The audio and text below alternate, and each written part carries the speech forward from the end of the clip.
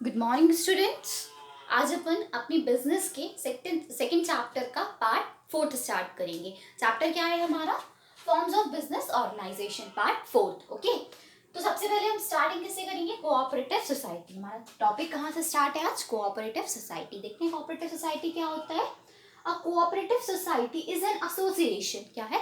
Association, जहाँ पे group of peoples आते हैं, ऑफ पर्सन, लोगों का समूह है, usually of limited means, generally इनके पास साधन क्या होते हैं? कम होते हैं। Who have voluntarily join together, जो अपनी मर्जी से इकट्ठे हुए हैं। क्यों इकट्ठे हुए? To achieve a common objective. उन सबका उद्देश्य भी क्या है? एक ही है, और अपने एक उद्देश्य को अचीव करने के लिए सब इकट्ठे हुए हैं। Through the formation of a democratically controlled organisation. देखो, objective through the formation, objective कैसे कंप्लीट होगा? एक ऑर्गेनाइजेशन के थ्रू जो इन्होंने अपनी मर्जी से बनाया है, कंट्रोल्ड बिजनेस ऑर्गेनाइजेशन, सब मिलके इकट्ठा चलाते हैं उसको। Making equitable contribution to the capital required and accepting a fair share of risk and benefits of the undertaking. क्या बोला है यहाँ पे? कि जो इक्विटेबल कंट्रीब्यूशन को, मतलब जितना ज़रूरी है सब एक सा कंट्रीब्यूशन करते हैं कैपिटल का, साथ में उसी के हिसाब से रिस्क भी बेयर करते हैं और प्रॉफिट भी शेयर करते हैं। ये कहलाती है कोऑपरेटिव सोसाइटी। फिर से समझते हैं सिंपल लैंग्वेज में। कोऑपरेटिव सोसाइटी एक ऐसा ग्रुप ऑफ पीपल या उनका एसोसिएशन है जो अपनी मर्जी से इकट्ठे होते हैं एक कॉमन उद्देश्य को अचीव करने के लिए।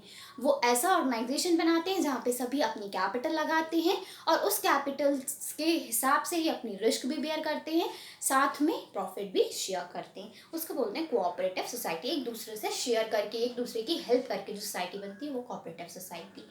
ओके, अब कोऑपरेटिव सोसाइटी के फीचर्स देखते हैं। तो सबसे पहले तो क्या है फीचर?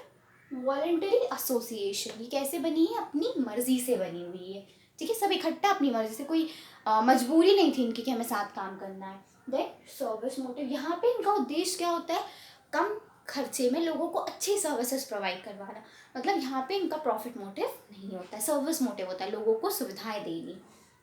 डेमोक्रेटिक सेटअप, मिलजुल के बनाते हैं, सब सहमति से, आपसी रजामंदी से बनाते हैं, कोई कानूनी फाउंडेशन नहीं होती है। देन कैश ट्रांजेक्शन, यहाँ पे क्रेडिट की फैसिलिटी मतलब नहीं के बराबर अवेलेबल होती है, लगभग ट्रांजेक्शन कैश में होते हैं। Then bound by government rules, government ने जो नॉर्म्स एंड रूल्स बनाए हैं इनके लिए वो उनको फॉलो करने पड़ते हैं। ये हो गए फीचर्स या फिर कैरेक्टरिस्टिक भी कह सकते हैं इन्हीं को। अब देखते हैं हम इसके मेरिट्स, एडवांटेजेस। तो सबसे पहले एक्सरसाइज ऑफ फॉर्मेशन, इसको फॉर्म करने के लिए मिनिमम हमें 10 मेंबर्स या 7 मेंबर्स चाहिए होते हैं, और फिर हम ये फॉर्मेलिटीज़ कंप्लीट करके फॉर्म कर पाते हैं। लिमिटेड लाइबिलिटी, जो हमारे मेंबर्स हैं उनकी लाइबिलिटी क्या होती है? लिमिटेड, जितनी उनने कैपिटल लगाई उतनी ही उनकी क्या होगी? लाइबिलिटी होती है। देन इकोनॉमी इन ऑपरेशन, जो ये कार्य करते हैं ये बहुत इकोनॉमिकल करते हैं, ज़्यादा खर्चा नहीं करते, क्योंकि अगर ज़्यादा इन्वेस्टमेंट होगा तो वो चीज़ महंगी हो जाएगी, और हमारा उद्देश्य क्या है? कम दामों पे अच्छी चीज़ें लोगों को अवेलेबल कराना।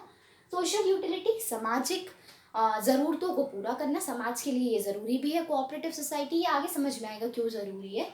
गवर्नमेंट सपोर्ट, गवर्नमेंट इनको बहुत सपोर्ट देती है, टैक्स में छूट देती है, एक्स्ट्रा बेनिफिट्स देती है, इंसेंटिव्स देती है, ताकि ये आगे बढ़ पाए और लोगों का वेलफेयर कर पाए।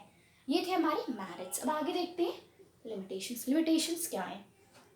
सबसे पहले शॉर्टेज ऑफ कैपिटल, लिमिटेड लोग रहते हैं और कम कम पैसा लगाते हैं, ज़्यादा पैसा नहीं इन्वेस्ट करते, तो कैपिटल की कमी रहती है।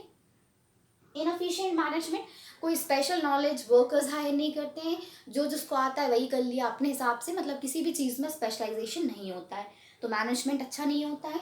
लैक ऑफ सीक्रेसी, जब 10 लोग मिलके काम करेंगे तो वो इन्फॉर्मेशन सीक्रेट नहीं रह पाती है, तो सीक्रेसी की कमी रहती है। एंड मोटिवेशन, यहाँ पे हमारा पर्सनल इंटरेस्ट नहीं होता है, तो हम अपने मेंबर्स को मोटिवेट नहीं कर पाते, क्योंकि हम पब्लिक वेलफेयर के लिए काम कर रहे हैं।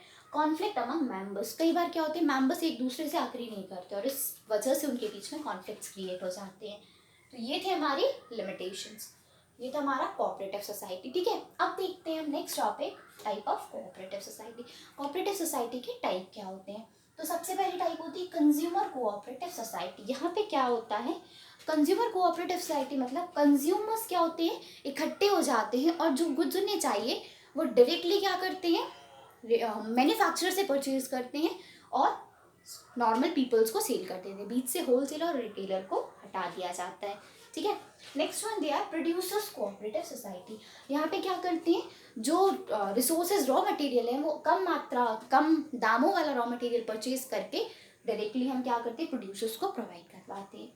मार्केटिंग कोऑपरेटिव सोसाइटी हेल्पफुल होती है, छोटे छोटे स्मॉल प्रोडक्ट्स बनाने वालों को, वो लोग इकट्ठे होते हैं और एक मार्केटिंग टीम बना लेते हैं। क्योंकि अगर आप छोटे छोटे जैसे गांव में पापड़ क्या बनता है, अचार बनते हैं, अब उनके लिए वो मार्केटिंग नहीं कर सकते, तो बड़ी बड़ी कंपनी क्या करती हैं, उनसे वो प्रोडक्ट्स खरीद लेती हैं और उनकी मार्केटिंग करके उसको अपने ब्रांड से बेचती हैं। फार्मर्स कोऑपरेटिव सोसाइटी, फार्मर्स यहाँ पे इकट्ठे हो जाते हैं और उनके वेलफेयर के लिए वर्क करते हैं, farmer cooperative society. Credit cooperative society मतलब जो क्रेडिटर्स होते हैं वो सब इकट्ठे हो जाते हैं, उधार वाले, और अपने हिसाब से गुड्स कलेक्ट कर लेते हैं और फिर कम दामों पे या उधारी पे लोगों को प्रोवाइड करवाते हैं। वो creditor cooperative society. And cooperative housing society, कम दामों में लोगों को उनका हाउस प्रोवाइड करवाने का काम किसका होता है, क्रेडिट हाउसिंग सोसाइटी का, कोऑपरेटिव हाउसिंग सोसाइटी का। मतलब लोगों के कम पैसों में उनको रहने के लिए घर प्रोवाइड करवाने का काम होता है कोऑपरेटिव हाउसिंग सोसाइटी का। Is it clear? Okay, next है हमारा जॉइंट स्टॉक कंपनी। ठीक है, जॉइंट स्टॉक कंपनी क्या होता है? Joint stock company is a voluntary association of persons for profit. यहाँ पे भी वॉलेंटरी एसोसिएशन हुआ, लेकिन किस लिए, समाज के वेलफेयर के लिए नहीं, profit having a capital divided into transferable shares, profit के लिए। और जो इनकी कैपिटल है उसको हम ट्रांसफरेबल शेयर्स में डिवाइड कर देते हैं। मतलब जैसे 50 रुपए की कैपिटल में लगाई है तो उससे वो हमने 10 पर शेयर 10 रुपये कर दिया, 10 रुपये से डिवाइड कर दिया तो कितने, 5 शेयर बन गए। मतलब वो 50 रुपए की कैपिटल के शेयर्स हमने कितने बना दिए, 5 शेयर। जो भी 10 रुपये देगा हम उसको 5 एक एक शेयर दे देंगे। The ownership of which is condition of membership. Ownership किसके पास रहती है, हमारे पास मेंबर्स के पास। जो इसके मालिक होते हैं वो मालिक नहीं होते जिनने बनाई है कंपनी, मालिक कौन होता है, जिनके पास शेयर्स होते हैं। ये था जॉइंट स्टॉक कंपनी। अब जॉइंट स्टॉक कंपनी के फीचर्स देखते हैं। तो दिया इनकॉर्पोरेटेड एसोसिएशन। ये एसोसिएशन किसके थ्रू बनती है, कंपनीज एक्ट के थ्रू रजिस्टर्ड होकर, बिना कंपनी एक्ट के रजिस्टर्ड हुए कंपनी नहीं बन सकती है। सेपरेट लीगल एग्जिस्टेंस, बनाने वाले इनकॉर्पोरेटर और कंपनी की एग्जिस्टेंस क्या होती है, अलग अलग होती है, दोनों अलग अलग पर्सन्स होते हैं। परपेचुअल एग्जिस्टेंस, कंपनी को खत्म करने के लिए हमें क्या करना पड़ेगा, अकॉर्डिंग टू कंपनी लॉ। ऐसे नहीं कि मन हुआ तो कंपनी बंद हो गई, कंपनी को बंद करने के लिए हमें क्या चाहिए, कंपनी एक्ट्स के अकॉर्डिंग प्रोविजन फॉलो करने पड़ते हैं। लिमिटेड लाइबिलिटी, जितनी आपकी कैपिटल है उतनी आपकी लाइबिलिटी रहती है, उससे ज़्यादा की आप जिम्मेदार नहीं होते। अगर मैंने किसी कंपनी में 10 रुपये के शेयर खरीदे हैं तो वो 10 रुपये ही डूब सकते हैं। अगर कंपनी को लॉस हो रहा है 50 का तो मेरा तो सिर्फ 10 ही जाएगा, बाकी 40 कहाँ से आ रहे हैं इससे मुझे मतलब नहीं है। Separation of ownership and control, ownership और कंट्रोल अलग अलग रहता है। मालिक कोई और होता है, कंट्रोल कोई और करता है। कंट्रोल कौन करता है, बोर्ड ऑफ डायरेक्टर्स, और मालिक कौन होते हैं, हमारे share holders. Is it clear? ठीक है, आगे देखते हैं मैरिट्स। इसकी मैरिट्स क्या है, तो सबसे पहली मैरिट तो क्या है, लाइबिलिटी आपकी कम रहती है। दूसरी परपेचुअल एग्जिस्टेंस, कंपनी एक्ट के अकॉर्डिंग ही क्या होती है, बंद हो सकती है, अपनी मर्जी से बंद नहीं कर सकते। स्कोप फॉर एक्सपेंशन, कैपिटल आपको जितनी चाहिए उतनी आप शेयर इशू करके ला सकते हो, तो जब आपके पास पैसा रहेगा तो बढ़ने के बिजनेस के चांसेस ज़्यादा रहते हैं।